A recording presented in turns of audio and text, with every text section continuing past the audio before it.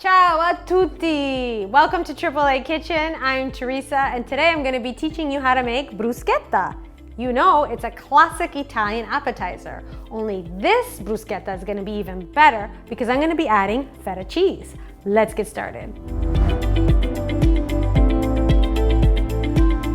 For our bruschetta, place chopped onions, basil, olive oil, tomatoes, and salt in a bowl to mix together. Let that rest while you prepare the hard bread.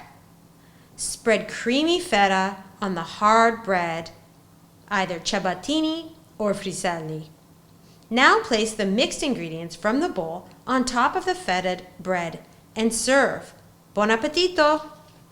For more recipes and information on how to order our world-class cheeses, visit AAAcheese.com and don't forget to enter this season's giveaway contest.